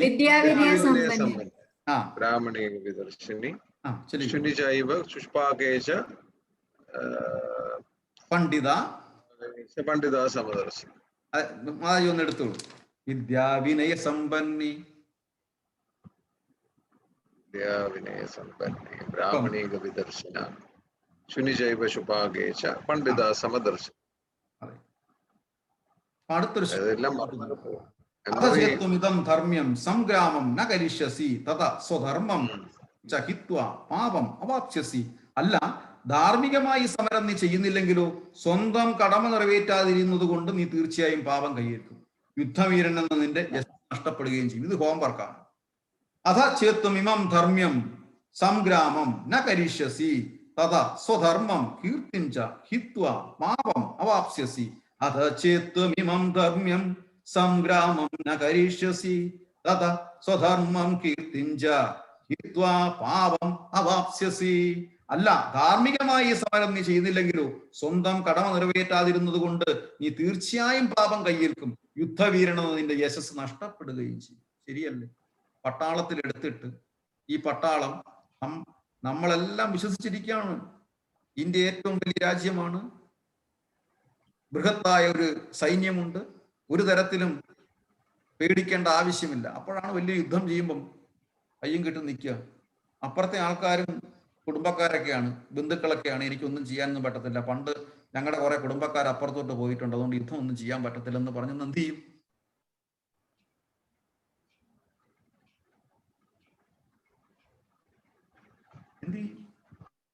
അപ്പം അത് ചെയ്യാൻ പാടില്ല, അത് ചെയ്യാൻ പാടില്ല. നിന്നെ പട്ടാളത്തിൽ എടുത്തിട്ടുണ്ടെങ്കിൽ നിന്റെ ധർമ്മം യുദ്ധം ചെയ്യുക, ശത്രുക്കൾ വരുമ്പോൾ അവരെ യുദ്ധം ചെയ്ത് തോൽപ്പിക്കുക എന്നുള്ളതാണ്. അർജുന, നിന്നെ ഏൽപ്പിച്ച ദൗത്യം അതാണ്. അപ്പം ഇതിലൊക്കെ അചഞ്ചലമായ ഒരു വിശ്വാസം നമുക്ക് വേണം അങ്ങോട്ട് പോകുന്നതിന് മുമ്പിട്ട്. അപ്പം നമ്മള് 31, 32, 33 ഭാവാർത്ഥം ഇതാണ്, ഹോംവർക്കാണ്. ഇവിടെ ആ വിശ്വാസത്തിന്റെ കാര്യം പറയുമ്പം വളരെ വലിയ ഒരു ശ്രേഷ്ഠമായ ഒരു കഥ പറയാനുണ്ട്. ലത്തീഫ് ഷാ എന്ന ഒരു ഭക്തന്റെ കഥയാണ് പറയുന്നത്. മായാപൂരിൽ നവാബ് ഹുസൈൻ ഷാ ഭരിച്ചിരിക്കുന്ന ഒരു കാലഘട്ടത്ത് ലത്തീഫ് ഷാ എന്നൊരു ശ്രേഷ്ഠനായ ഒരു ഭക്തനുണ്ടായെന്ന്. ആ പേരുകൊണ്ട് തന്നെ അറിയാം എവിടെയാണ് ജനിച്ചത് എന്നുള്ളത്. അദ്ദേഹം ചൈതന്യ മഹാപ്രഭുവിന്റെ ഹരേ കൃഷ്ണ മഹാമന്ത്രം കീർത്തനം കേൾക്കുകയും അതിൽ ആകൃഷ്ടനാവുകയും സ്വന്തം വീട്ടിൽ ഹരേ കൃഷ്ണ മഹാമന്ത്രം ജപിച്ചു തുടങ്ങുകയും ചെയ്തു. മാത്രമല്ല കൂടെ കുറെ കൂട്ടുകാരെയും കൊണ്ടുവന്നു. രാധാകൃഷ്ണ ഫോട്ടോയും അവിടെ വെച്ചിരിക്കുന്നു. വീട്ടുകാർക്ക് വളരെ വിഷമവും ദേഷ്യവും വന്നിട്ട് നവാബ് ഹുസൈൻ ഷാ എടുത്ത് പരാതി പറഞ്ഞു. നവാബ് ഹുസൈൻ ഷാ ഭടന്മാരെ വിട്ടു, മന്ത്രിമാരെ വിട്ടു, പോയി നോക്കിയിട്ട് വരാൻ പറഞ്ഞു കാര്യങ്ങൾ എന്താണ്. അവിടെ ചെന്നപ്പോൾ ഈ ലത്തീഫ് ഷായും കൂടെ കുറെ ചെറുപ്പക്കാരും ഇരുന്നു കൊണ്ട് ആനന്ദ നൃത്തം, അതായത് ഹരേ കൃഷ്ണ മഹാമന്ത്രം പറഞ്ഞുകൊണ്ട് നൃത്തം ചവിട്ടുകയാണ്. ഹരേ കൃഷ്ണ കൃഷ്ണ കൃഷ്ണ ഹരേ ഹരേ, ഹരേ രാമ രാമ രാമ ഹരേ ഹരേ. കുറെ നേരം അവിടെ എന്താ സംഭവിക്കുന്നു വേണ്ടി ഇവരിങ്ങനെ നോക്കി നിന്നിട്ട് ഇവരും അറിയാതെ ഇങ്ങനെ ഇതിന്റെ കൂട്ടത്തിൽ തുള്ളിച്ചാടി. ഹരേ കൃഷ്ണ കൃഷ്ണ കൃഷ്ണ ഹരേ ഹരേ, ഹരേ രാമ രാമ രാമ ഹരേ ഹരേ. നവാബ് ഹുസൈൻ ഷാ വെയിറ്റ് ചെയ്യാണ്. പോയ ഭടന്മാരെ കാണുന്നില്ല. വിവരങ്ങൾ അന്വേഷിച്ചിട്ട് വരാൻ പറഞ്ഞതാണ് മണിക്കൂറുകളായി. അവസാനം ഈ നവാബ് തന്നെ പോകാൻ ശ്രമിച്ചു. അങ്ങനെ നവാബ് അവിടെ ചെല്ലുമ്പോൾ തൻ്റെ ഭടന്മാരുൾപ്പെടെയുള്ളവർ അവിടെ എന്തോ കീർത്തനം എന്തോ ചൊല്ലിക്കൊണ്ട് നൃത്തം ചവിട്ടിക്കൊണ്ടേയിരിക്കും. ഹരേ കൃഷ്ണ കൃഷ്ണ കൃഷ്ണ ഹരേ ഹരേ, ഹരേ രാമ രാമ രാമ ഹരേ. ഇപ്പം ലത്തീഫ് ഷായോട് നവാബ് വളരെ ദേഷ്യപ്പെട്ടുകൊണ്ട് ചോദിച്ചു, നീ എന്താ ചെയ്യുന്നത്? കേൾക്കുന്നില്ലേ? ഞങ്ങൾ പാടുകയാണ്. അപ്പൊ ആ ഫോട്ടോയെ കാണിച്ചുകൊണ്ട്, നീ എന്താ ഫോട്ടോ? ഈ ഫോട്ടോ കണ്ടില്ലേ? ആ ഫോട്ടോയിൽ അന്നേരം രാധാറാണി താമ്പൂരവും പിടിച്ചുകൊണ്ട് ഭഗവാന് കൊടുക്കാൻ ഇങ്ങനെ വെച്ചിരിക്കുകയാണ്, വായിലോട്ട് വെക്കാൻ ഇങ്ങനെ ഇരിക്കുകയാണ്. അതെന്താണെന്ന് ചോദിച്ചു. ഇത് കണ്ടിട്ട് ഇത്രയും മനസ്സിലാവുന്നില്ലേ എന്ന് ലത്തീഫ് ഷാ തമാശ രൂപേണ ഈ നവാബിനോട് ചോദിച്ചു. ഇത് കണ്ടിട്ട് മനസ്സിലാവുന്നില്ലേ? രാധാറാണി കൃഷ്ണന് താമ്പൂലം കഴിക്കാൻ കൊടുക്കുകയാണ്, പിന്നെന്താ കഴിക്കാത്തത്? ഒരു ചോദ്യം. ലത്തീഫ് ഷാ വളരെ വിനയത്തോടെ പറഞ്ഞു, കണ്ണടച്ചൊരു നിമിഷം കണ്ണടയ്ക്കാൻ പറഞ്ഞു. ചരിത്ര സംഭവമാണ്. നവാബ് കണ്ണടച്ചു. നവാബ് കണ്ണടച്ച സമയത്ത് നവാബിന് വലിയൊരു കാഴ്ച കാണുകയാണ്. അവിടെ മനോഹരമായ ഒരു കാഴ്ച. ഗോലോക വൃന്ദാവനം. ഗോപികമാരെല്ലാം ഭഗവാനോട് നൃത്തം ചവിട്ടുന്നു. അതിനടുവിൽ രാധാറാണി താമ്പൂലവുമായിട്ട് ഭഗവാന്റെ അടുത്ത് നിൽക്കുന്നു. ആ താമ്പൂലം ഭഗവാന്റെ വായിലേക്ക് വളരെ മന്ദസ്മിതമായിട്ട് സ്നേഹത്തോടെ വായിലേക്ക് വെച്ചു കൊടുക്കുന്നു. ആ വെറ്റിലം ഭഗവാൻ അത് കഴിക്കുന്നു. ആ ചവച്ചുകൊണ്ട് ആ ചാറ്, രക്തവർണമായ ആ താമ്പൂലത്തിന്റെ ചാറ് ഇങ്ങനെ ഭഗവാന്റെ വായിലൂടെ ഇങ്ങനെ കടവായിലൂടെ ഇങ്ങനെ പുറത്തോട്ട് ഒഴുകി വരും. അപ്പോഴേക്കും നവാബ് കണ്ണു തുറക്കുമ്പോൾ ഭഗവാൻ ഓടക്കുഴലുമായിട്ട് നവാബിന്റെ മുന്നിൽ നിൽക്കുകയാണ്. നവാബ് ഒന്നും മിണ്ടാതെ എല്ലാ സൗകര്യങ്ങളും കൊടുത്ത് നവാബ് പോവുകയാണ്. അചഞ്ചലമായ വിശ്വാസം ഭഗവാന്റെ അടുത്ത്. എല്ലാ സമൂഹത്തെയും സൃഷ്ടിച്ചത്, അതിനെല്ലാം കാരണമുണ്ട്. ഈശ്വര പരമ കൃഷ്ണ സച്ചിദാനന്ദ വിഗ്രഹ അനാദിനാദിർ ഗോവിന്ദ സർവകാരണം. എല്ലാ കാരണങ്ങൾക്കും കാരണനായ ഭഗവാനെ. ഒരു വൈറസ് വന്നിട്ടുണ്ടെങ്കിൽ നമുക്ക് പ്രത്യക്ഷമായി ഒരു രാജ്യത്തെ കുറ്റപ്പെടുത്താം, പക്ഷേ ഭഗവാൻ അറിയാതെ അവിടുന്ന് വരില്ല. എന്തെങ്കിലും കാര്യമുണ്ട് ആ വൈറസ് വന്നതിൽ. നമുക്കൊരു രാജ്യത്തെ കുറ്റപ്പെടുത്താം, താത്വികമായിട്ട് ഭൗതികമായിട്ട് കുറ്റപ്പെടുത്താം, പക്ഷേ ഭഗവാൻ അറിയാതെ ഒരു ഇല പോലും ഇളകില്ല. അപ്പോൾ തീർച്ചയായിട്ടും ഭഗവാനെ, നിനക്ക് എന്തോ ഒരു കാരണമുണ്ട് ഇത് കൊണ്ടുവരാൻ ഈ ലോകത്ത്. ഇതാണ് നമ്മൾ ചിന്തിക്കേണ്ടത്. ഹരേ കൃഷ്ണ. ഭഗവത്ഗീതയുടെ ഗീതാവിഷയ സംഗ്രഹമായ 30, 31, 32 ശ്ലോകങ്ങളിലൂടെ നമ്മൾ പോയി. തുടർന്ന് നമുക്ക് ഇന്ന് കമല ഒരു പാട്ട് പാടും. ഹരേ കൃഷ്ണ. ബിജുപ്രഭു ഹരേ കൃഷ്ണ, സ്വാഗതം. ഹരേ കൃഷ്ണ പ്രഭു. ഹരേ കൃഷ്ണ. സന്തോഷം വന്നതിൽ. ഹരേ കൃഷ്ണ. കാണാൻ സാധിച്ചത്. ഹരേ കൃഷ്ണ. ഇന്ന് കമല ഒരു പാട്ട് പാടും. ഹരേ കൃഷ്ണ.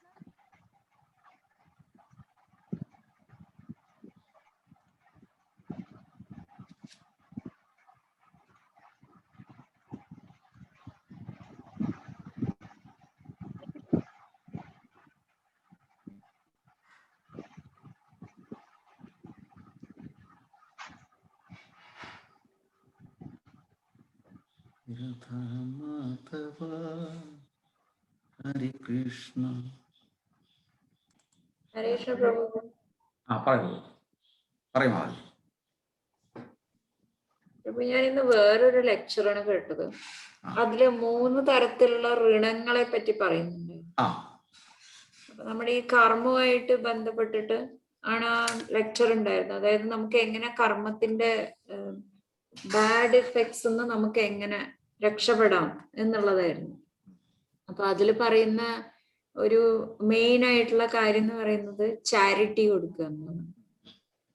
അപ്പോ അതിൽ പറയുന്നത് ചാരിറ്റി എന്ന് പറയുന്നത് നമ്മള് പൈസ കൊടുക്കുന്നത് മാത്രമല്ല ചാരിറ്റി.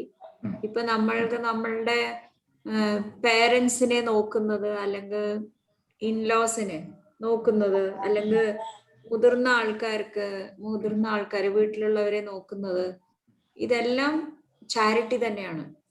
ആൻഡ് ഏറ്റവും വലിയ ബ്ലെസ്സിങ്സ് എന്ന് പറയുന്നത് അങ്ങനെ മുതിർന്ന ആൾക്കാരുടെ എന്താ പറയുക, ആ ബ്ലെസ്സിങ്സ് കിട്ടുന്നതാണ് നമ്മളുടെ കർമ്മം ബേൺ ചെയ്യാൻ പറ്റുന്ന ഒരു വൺ ഓഫ് ദ ഫാക്ടർ. അപ്പൊ നമുക്ക് ഇത് മഹാഭാരതത്തിന്റെ അനുപ്രഷൻ പർവത്തില് 250 മുതൽ 272 വരെയുള്ള ചാപ്റ്ററിൽ ഭീഷ്മദേവൻ യുധിഷ്ഠിര മഹാരാജാവിന് പറഞ്ഞു കൊടുക്കുന്നതാണ് എന്തൊക്കെയാണ് നല്ല ചാരിറ്റി എന്നുള്ളത്. അതിലൊന്ന് സ്വർണ്ണ, അതായത് ഗോൾഡ് അല്ലെങ്കിൽ പൈസ അങ്ങനെ കൊടുക്കുന്നത്. രണ്ടാമത്തത് ഗോദാനം, ഗോസേവ. പിന്നെ നമ്മള് വെള്ളം അങ്ങനെ ദാനം കൊടുക്കുന്നത്. പിന്നെ ഭൂമി, പൃഥ്വി ദാനം കൊടുക്കുന്നത്. അപ്പൊ ഇങ്ങനെ നമ്മൾ ദാനം കൊടുക്കുമ്പോൾ നമ്മുടെ കർമ്മത്തിന്റെ എന്താ പറയാ ഇഫക്ട്സ് നമുക്ക് കുറയ്ക്കാൻ കഴിയും. കാരണം നമ്മൾ ആർക്കാണോ ദാനം കൊടുക്കണം അവരുടെ നിന്ന് ബ്ലെസ്സിങ്സ് കിട്ടുന്നു. അപ്പോ നമ്മൾക്ക് എന്തെങ്കിലും ഒരു പ്രോബ്ലം, നമ്മൾ വിചാരിക്കും നമ്മളൊന്നും ചെയ്തിട്ടില്ല ഈ ജന്മത്തിലെന്നുള്ളത്. പക്ഷെ നമുക്ക് എന്ത് കിട്ടുന്നുണ്ടോന്നുണ്ടെങ്കിലും അത് നമ്മൾ തന്നെ ചെയ്തതിന്റെ ബാക്കി പത്രമായിട്ടാണ് നമുക്ക് കിട്ടുന്നത്. അപ്പൊ അതുകൊണ്ട് നമ്മളിങ്ങനെ ഫസ്റ്റത്തെ കാര്യം നമ്മൾ അംഗീകരിക്കുക, നമ്മൾ കാരണം കൊണ്ട് തന്നെയാണ് നമുക്ക് ആ ബുദ്ധിമുട്ട് വരുന്നത് എന്നുള്ളത്. രണ്ട്, ഈ ചാരിറ്റി നമ്മൾ ചെയ്യാൻ ശ്രമിക്കുക. ബിക്കോസ് ചാരിറ്റി ചെയ്യുമ്പോൾ അത് നമ്മുടെ കർമ്മത്തിനെ ബേൺ ചെയ്യാനുള്ള ഒരു പവർ ഈ ബ്ലെസ്സിങ്സിനുണ്ട്. ഹരേ കൃഷ്ണ. ഹരേ Krishna Mataji. Thank you Mataji. Hare Krishna. Kamala ready അല്ലേ? ഹരേ കൃഷ്ണ പ്രഭു, കേൾക്കാൻ പറ്റുന്നുണ്ടോ? യെസ്, കേൾക്കാൻ പറ്റുന്നുണ്ട്. ഓക്കെ. ഹരേ കൃഷ്ണ. വൃന്ദാവന രമ്യസ്ഥാന, written by Narottama Dasa Thakur. Translation. Vrindavan is filled with Chintamani gems and many jewel palaces and temples. Many regal swans play in the waters of the Yamuna, and in those waters a splendid golden lotus flower grows. In the middle of the lotus is a golden place surrounded by 8 petals. On these 8 petals, the 8 principal gopis reside, and in the center, Lord Chamasundara and a beautiful Srimati Radharani sit on a jewel throne.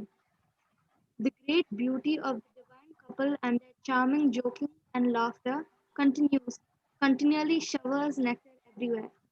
Narottama Dasa says, I pray that these blissful, eternal, transcendental pastimes of the divine couple may be always manifested in my heart. Vrindavana Ramyasthana Divya Chintamani Dama Ratana Mandirama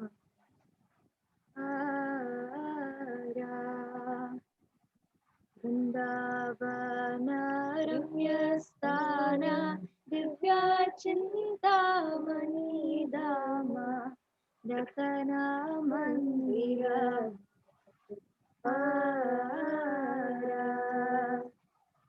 Vrindavana Ramyasthana Divya Chintamani Dama Ratana Mandirama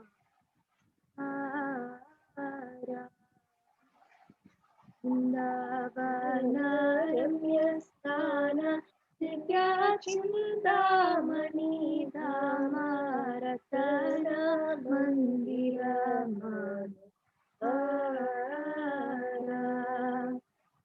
Aprita Kalindi Nire राजा हंसा केली करे काहे शोभे कणाचा कामाला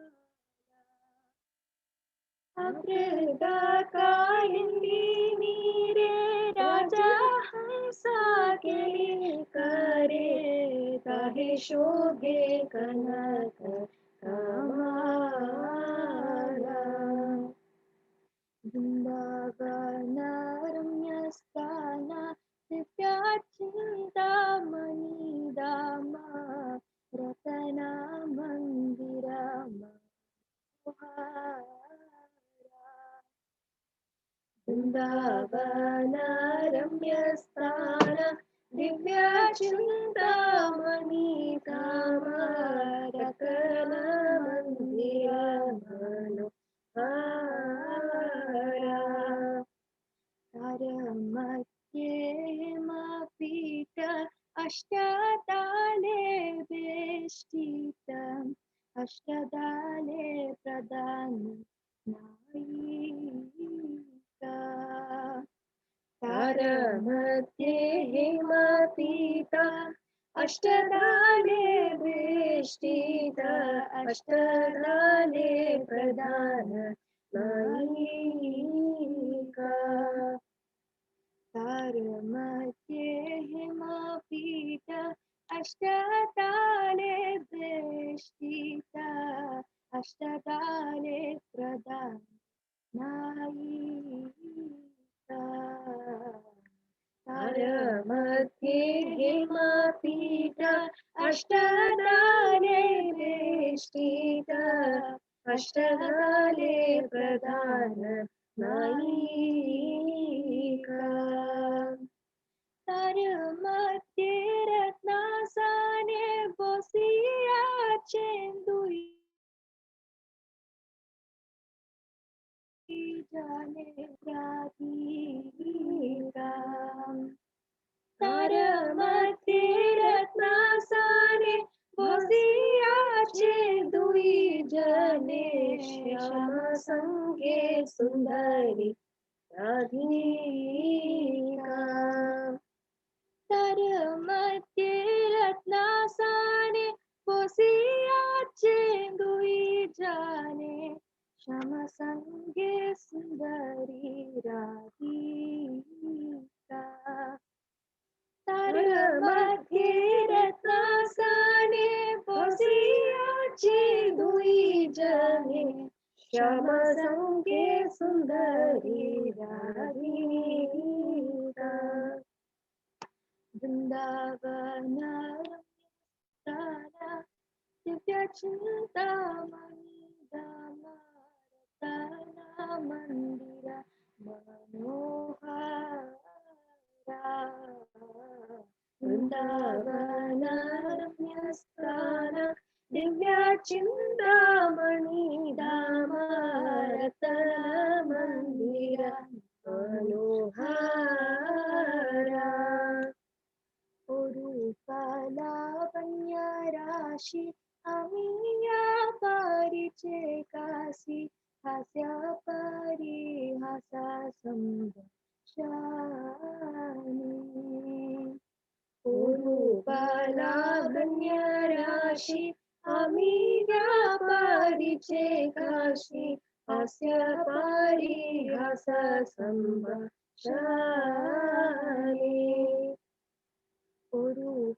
रूपालावण्य राशि अमीया परिचे काशी हास्य परिहासा संभाषणी रूपालावण्य राशि अमीया परिचे काशी हास्य परिहासा संभाषणी नरोत्तमा दासा कोई नित्या लीला सुखा मोई सदाई स्फुरो मोरा नरोत्तमा दासा कोई नित्या लीला सुखा मोई सदाई स्फुरो मोरा मानी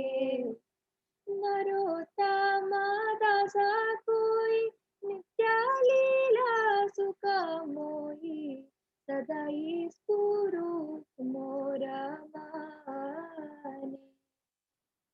नरोत्तमा दास कोई नित्य लीला सुख मोई सदाई स्वरूप मोरा माने।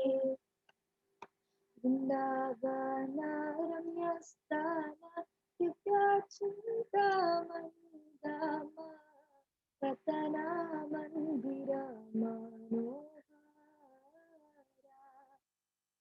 वृंदावन रम्य स्थान दिव्य चिंतामणि धाम रतना मंदिर मनोहरा।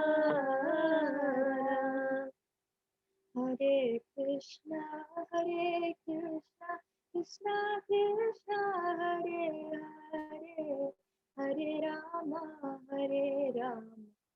राम राम हरे हरे। हरे कृष्णा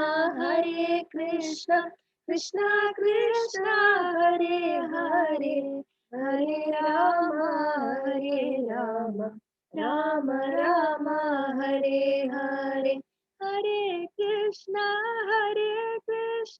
कृष्णा कृष्णा हरे हरे हरे राम राम राम हरे हरे। हरे कृष्णा कृष्णा कृष्णा हरे हरे हरे राम राम हरे हरे। हरे कृष्ण. ഹരേ കൃഷ്ണ. Thank you. നരോത്തമദാസ് താക്കൂറിന്റെ ഏറ്റവും ശ്രേഷ്ഠമായ ഭഗവാന്റെ സ്തുതികളിൽ ഒന്നാണ്. നരോത്തമദാസ് താക്കൂറും അത്രയും ഏറ്റവും വലിയ ഭക്തനായിരുന്നു. നരോത്തമദാസ് താക്കൂറിന്റെ കഥകളൊക്കെ നമുക്ക് വരും ക്ലാസ്സുകളിൽ നമുക്ക് നോക്കാം. ഹരേ കൃഷ്ണ. അപ്പോൾ ഹരേ കൃഷ്ണ. ഇപ്പം നമ്മള് ഭഗവാന്റെ കുറെ കാര്യങ്ങളൊക്കെയും സമൂഹത്തെക്കുറിച്ച് എങ്ങനെയൊക്കെ നിലനിർത്തണം എന്നൊക്കെ കേട്ടു. ഇതിനെക്കുറിച്ച് മീരാജി എന്ത് പറയുന്നു? ഹരേ കൃഷ്ണ. പ്രഭു പ്രത്യേകിച്ച് പറയാനൊന്നുമില്ല. എന്നും പറയണ പോലെ തന്നെ കൂടുതൽ അറിവ് നേടുന്നു, അത്ര തന്നെ പറയാനുള്ളത്.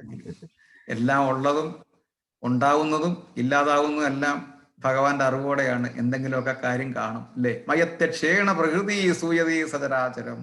ഒരു പ്രൂപ്പിച്ചിരിക്കും എപ്പോഴും പറയുന്നതാണ്. മയത്യക്ഷേണ പ്രകൃതി സൂയതി സചരാചരം ഹേതുനാനേന കൗന്ദേയ ജഗത് വിപരിവർത്തത. ഭഗവാൻ അറിയാത്ത ഒരു ഇല പോലും അനങ്ങത്തില്ല. നമുക്ക് താത്വികമായിട്ട് ആ രാജ്യം ഇങ്ങനെ ചെയ്തു, ഈ രാജ്യം ഇങ്ങനെ ചെയ്തു എന്നൊക്കെ നമുക്ക് പറയാം. പക്ഷേ എന്തെങ്കിലും ഒരു കാര്യം കാണും അവനെ കൊണ്ട് ചെയ്യിക്കുന്നത്. നമ്മള് പറയല്ലേ, പിന്നെ കുറെ നാള് കഴിഞ്ഞിട്ട് കമലട എന്നൊരു ഭജൻ കേട്ടു. അതെ, സത്യം. ഹരേ കൃഷ്ണ. സുശ്യം എന്ത് പറയുന്നു?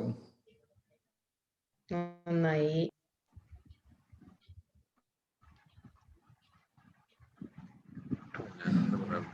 പറഞ്ഞോളൂ. എന്നല്ലേ നമ്മൾ ഇവിടെ ഇരിക്കുന്നത്. മനുഷ്യന്മാര് ഈ ദൈവം എന്ന് പറഞ്ഞാൽ ദൈവം ഒരു വേറൊരു ആംഗിളാണ്. ദൈവം ഉണ്ടെന്ന് കണ്ടവരാരും ഇല്ലല്ലോ. എന്തായാലും നമുക്ക് റിയലൈസേഷൻ ഉണ്ടാവും. പക്ഷെ ആളുകള് ദൈവത്തെ വിശ്വസിക്കുന്നെങ്കിലും ഒന്നും ദൈവത്തിന് വിട്ടുകൊടുക്കുന്നില്ല. ഈ ദൈവത്തിന് നമുക്ക് പറ്റാത്ത സാധനങ്ങൾ ദൈവത്തിൽ വെച്ച് സമാധാനമായിട്ടിരിക്കാനാണ് ഈ ദൈവം എന്നുള്ളൊരു കോൺസെപ്റ്റ്. ഐദർ വന്നതോ അല്ലെങ്കിൽ വന്നു ചേർന്നതോ. ഇത് ദൈവത്തിന് ഒന്നും വിടുന്നില്ല. നമ്മളെല്ലാം എല്ലാത്തിനും ഇറങ്ങും ദൈവത്തിന് വിട്ട് നമുക്ക് സമാധാനമായിട്ട് ജീവിക്കാനാണ് ഈ ദൈവം എന്നാണ് ഞാൻ മനസ്സിലാക്കുന്നത്.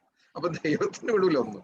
എല്ലാം നമ്മൾ കയറി അല്ലെങ്കിൽ നമ്മൾ പറയുന്നതിനെ കുറിച്ച് കാര്യങ്ങൾ, അല്ലെങ്കിൽ നമ്മൾ ഈ രാജ്യത്തെ കാര്യങ്ങൾ, ഇവിടെ ആരും അധികാരത്തിൽ വരുന്ന കാര്യങ്ങൾ, അല്ല എല്ലാത്തിനെ കുറിച്ച് നമ്മൾ പറയും. നമ്മൾ പറയേണ്ട കാര്യമില്ലല്ലോ. നമ്മളെ കൊണ്ടൊന്നും പറ്റുന്ന കാര്യമല്ല അത്. ഇപ്പൊ ഇവിടെ പിണറായി വിജയൻ അധികാരത്തിൽ നമ്മൾ പറയുന്നതിനാ? ദൈവം അറിയാതെ സംഭവിച്ചല്ലോ. സത്യം, തീർച്ചയായിട്ടും അത് തന്നെ പറഞ്ഞത് കറക്റ്റാ. മനസ്സിലാവുന്നില്ല അത്. അതെ, എനിക്ക് അങ്ങനെയാണ് തോന്നുന്നത്. നമുക്ക് നമ്മൾ പറയേണ്ട കാര്യമില്ല. എന്തെങ്കിലും കാര്യം കാണും. അതെ അതെ, എന്തെങ്കിലും കാര്യം കാണും. ദൈവത്തിന്റെ കാര്യം കാണുമല്ലോ. എന്തെങ്കിലും കാര്യം കാണും. പിന്നെ നമ്മൾ അറിയാവേണ്ട ആവശ്യം പോലും അനങ്ങുന്നില്ലല്ലോ. അതെ അതെ, നമ്മൾ അത് തന്നെയാണ് ഞാൻ പറഞ്ഞു വന്നത്. അതെ, ആദ്യം ഈ വിശ്വാസികള് ദൈവത്തിൽ വിടുക, നമുക്ക് പറ്റുന്നതും ചെയ്യാമല്ലോ. കർമ്മം whatever, നമുക്കൊരു കർമ്മമുണ്ട്, നമുക്കത് ചെയ്യാം. നമുക്ക് പറ്റാത്ത നമ്മളെന്തിനാ പറയുന്നു? ഇല്ല, അങ്ങനെയല്ലേ? സത്യം, തീർച്ചയായിട്ടും. വിശ്വാസികൾ നടക്കുന്ന അടിയാണ്. അങ്ങനെ അവിടെ അങ്ങനെയായിരുന്നു, ഗാസയിൽ ഇത്, മറ്റിടത്ത് ഇത് ദൈവം അറിയാൻ നടക്കുന്ന കാര്യമല്ലല്ലോ ഇതൊന്നും. എൻ്റെ ഒരു ഗൾഫിലെ ഫ്രണ്ടിന്റെ ഞാൻ പുള്ളിയോട് പറഞ്ഞതാണ്, ഇത് ദൈവം അറിയാതെ ഇതൊന്നും നടക്കുന്നത്. നിങ്ങൾ എന്തിനാ പറയുന്നത്? ഇവിടെ മോഡി അധികാരത്തിൽ വരുന്നത് ദൈവത്തിന് അറിയാം. നമ്മൾ അറിയായിട്ട് മറ്റേ ആള് അവിടെ ഇരിക്കുന്നത്, നമ്മൾ അറിയായിട്ടൊരു കാര്യമില്ലാതെ കൊറോണ വന്നൊരു വേവ് വരുന്നതും ദൈവത്തിന് അറിയാം. ഇത്രയും ആള് മരിക്കുന്നതും ദൈവത്തിന് അറിയാം. അപ്പം ഇതില് ഒന്നും നമുക്കൊന്നും ചെയ്യാനില്ല. നമ്മൾ നമുക്കൊന്നും ചെയ്യാനില്ല. മാത്രം ഇപ്പൊ വെറുതെ ഈ നമുക്ക് മാസ്ക് ഇടാം, നമ്മൾ മാസ്ക് ഇടുന്നുണ്ട്. അതെ, ചായ കോപ്പയിലെ കൊടുക്കാറ്റ് പോലെ.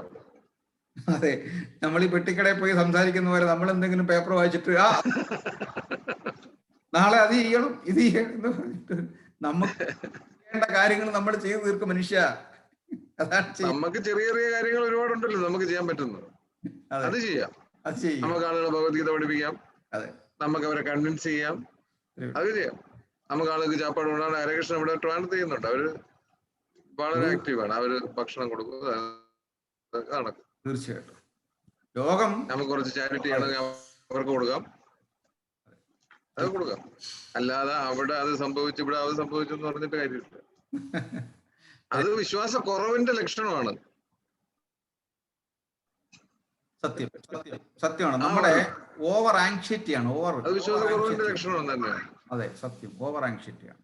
നമ്മുടെ ആങ്സൈറ്റിയെ ഇല്ലാതാക്കാനാണല്ലോ ഈ കോൺസെപ്റ്റും ഈ കൺവിൻസിങ്ങും ഈ വിശ്വാസവും എല്ലാം.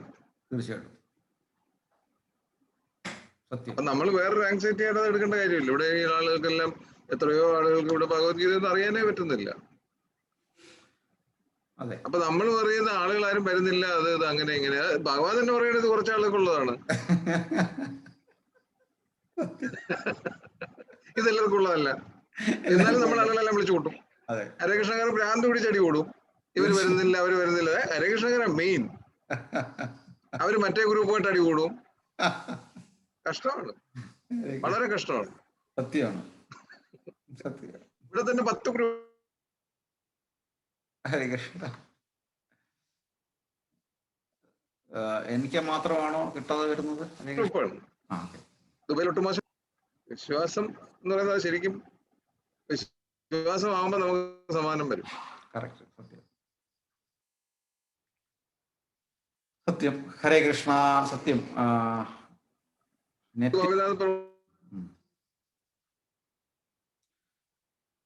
എന്റെ നെറ്റാണ് ഇഷ്യൂ. 9 മണിയാകുമ്പോഴേ ഉറങ്ങണു ഇപ്പൊ. അതുകൊണ്ട് ഇങ്ങനെ മണിലാൽ പ്രഭുവിന്റെ ക്ലാസ് അല്ല, അപ്പൊ വന്ന് ഇരിക്കാം ഇങ്ങനെ എന്നുള്ളത് മാത്രം കേട്ടിട്ട് ഭഗവാന്റെ ഇതും കേട്ടിട്ട് അത്രേ ഉള്ളൂ. മണിലാൽ പ്രഭുവിന്റെ ഇരിക്കുമ്പം കുഴപ്പമില്ല. ഹരേ കൃഷ്ണ, ഹരേ കൃഷ്ണ. സന്തോഷം. ഉറക്കമൊക്കെ പോകും. ഈ പറഞ്ഞു വന്ന കാര്യങ്ങൾ തന്നെയാണ്. തുടങ്ങിയപ്പോൾ മുതൽ പറഞ്ഞു, ദാനം പറഞ്ഞപ്പോൾ ഇതേപോലെ പറഞ്ഞു, ഞാൻ യുദ്ധങ്ങളുടെ കാര്യം പറഞ്ഞു. ഇതൊന്നും നമുക്കും അറിയാവേണ്ട യാതൊരു ആവശ്യമില്ല.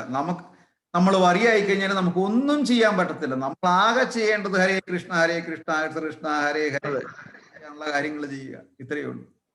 ബാക്കിയതെല്ലാം അവിടെ ഭഗവാൻ എന്തെങ്കിലും പ്ലാനിങ് കാണും. ഹരേ കൃഷ്ണ.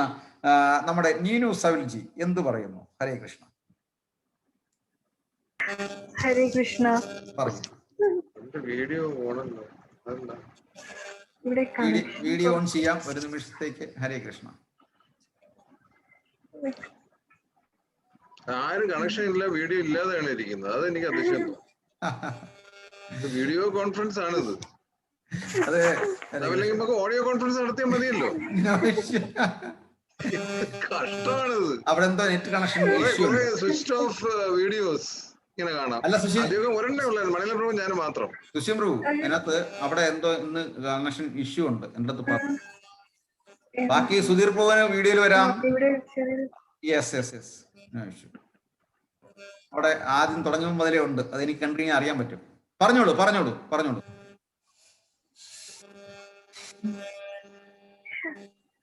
എന്ത് വേണമെങ്കിലും പറയാം. ഇത് നമ്മുടെ ഒരു കുടുംബമാണ്. ചീത്ത വേണമെങ്കിലും വിളിക്കാം കേട്ടോ, കുഴപ്പമൊന്നുമില്ല. എന്നെ മാത്രമേ ചെയ്യാവേ, മറ്റുള്ളവരോട് വിളിക്കല്ലേ. എന്നെ വിളിക്കാം കേട്ടോ. ഹരേ കൃഷ്ണ. എന്നെയും വിളിക്കാം, പറഞ്ഞോളൂ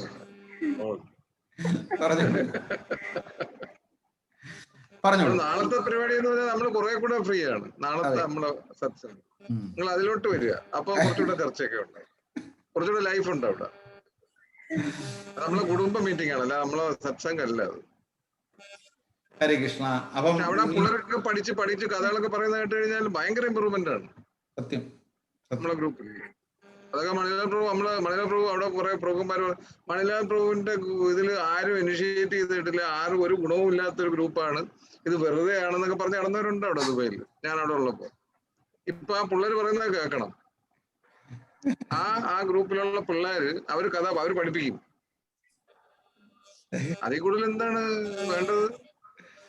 പ്രഭുവിന്റെയൊക്കെ ഞാൻ ഒട്ടും പ്രതീക്ഷിച്ചല്ല പിന്തുണയും അനുഗ്രഹങ്ങളൊക്കെ ഞാൻ പോകുന്നത്. ഹരേ കൃഷ്ണ. തീർച്ചയായിട്ടും. നീനു സബിൽജി പറഞ്ഞോളൂ, എന്തെങ്കിലും പറഞ്ഞോളൂ, അല്ലെങ്കിൽ ശശിപ്രഭു ഞാൻ പറഞ്ഞോളൂ, കുഴപ്പമില്ല, പറഞ്ഞോളൂ.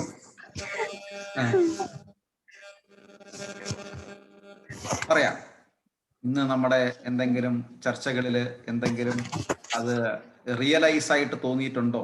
ഭഗവാന്റെ ആ സമൂഹത്തെ കുറിച്ചുള്ള ഒരു ചേരി തിരിച്ചു വെച്ചിരിക്കുന്നതൊക്കെ അർത്ഥവത്താണ് എന്ന് തോന്നിയിട്ടുണ്ടോ? ഇതൊക്കെ ആവശ്യമാണെന്ന് തോന്നിയിട്ടുണ്ടോ? തോന്നുന്നുണ്ട്. നമ്മള് നമ്മുടെ കർത്തവ്യം നന്നായി ചെയ്യുക, ബാക്കിയൊക്കെ പിന്നാലെ വരും. തീർച്ചയായിട്ടും തീർച്ചയായിട്ടും. ഇത് തന്നെയാണ് ഇന്ന് രാവിലെ കുട്ടികളടുത്തും പറഞ്ഞത്. നിന്റെ പ്രിസ്ക്രൈബ് നീട്ടി നീ പഠിക്കുക എന്നുള്ളതാണ്. പഠിച്ചിട്ട് എന്താ കാര്യം എന്നല്ല ചോദിക്കേണ്ടത്, നീ പഠിക്കുക എന്നുള്ളതാണ്. പക്ഷേ അവൻ 100% മാർക്ക് വാങ്ങിച്ചു കഴിഞ്ഞാൽ അതിന്റെ റിസൾട്ട് ചിലപ്പോൾ ഒരു 5-6 വർഷം കഴിഞ്ഞിട്ട് വേറെ എന്തെങ്കിലും മുമ്പിലായിരിക്കും കിട്ടുന്നത്. അപ്പൊ ആലോചിച്ചു, അന്ന് പഠിച്ചത് എന്തായാലും നന്നായി എന്ന് പറയും. അവിടെയാണ് റിസൾട്ട് ഭഗവാൻ അവിടെ കൊണ്ടുതരും ഏതാ 5-6-7 വർഷങ്ങൾക്ക് ശേഷം. ഇപ്പൊ പഠിച്ചുകൊണ്ടിരിക്കുമ്പോൾ പഠിച്ചിട്ട് എന്താ കാര്യം എന്നല്ല ചോദിക്കേണ്ടത്. നിന്നെ പഠിക്കാൻ ഏൽപ്പിച്ചു കഴിഞ്ഞാൽ നീ പഠിക്കണം, അത് നീ നല്ലതോളം ചെയ്യുക. ബാക്കി റിസൾട്ട് നീ നോക്കേണ്ട ആവശ്യമില്ല. റിസൾട്ടിന് വേണ്ടിയിട്ടാണ്. റിസൾട്ട് 5-6-7 വർഷങ്ങൾക്ക് ശേഷം ഭഗവാൻ അവിടെ കൊണ്ടുതരും. ഹരേ കൃഷ്ണ എന്ന് പറയുന്നതിന്റെ കൂട്ടം. ഹരേ കൃഷ്ണ. തീർച്ചയായിട്ടും. ഹരേ കൃഷ്ണ. സുധീർ പ്രഭു ഹരേ കൃഷ്ണ.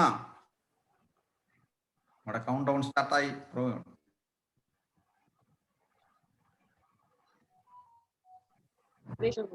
ഹരേ കൃഷ്ണ.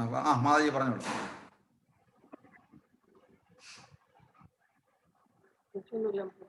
ഹരേ കൃഷ്ണ. എന്തായാലും കീർത്തനം കൊള്ളായിരുന്നു. ഹരേ കൃഷ്ണ. പിന്നെ പല കാര്യങ്ങളും നമുക്ക് അനുഭവങ്ങളുണ്ട്. നമ്മൾ അന്ന് ഇങ്ങനെ തുടങ്ങി വെച്ചത് കൊണ്ടല്ലേ, അല്ലെങ്കിൽ നമ്മൾ അന്ന് അങ്ങനെ ചെയ്തത് കൊണ്ടല്ലേ ഇന്ന് ഭഗവാൻ ഇങ്ങനെ ചെയ്തത് ഒക്കെ വളരെ ഇതാണ്. ഇപ്പം ഒരു എക്സാമ്പിൾ പറയുകയാണ് ഞാൻ.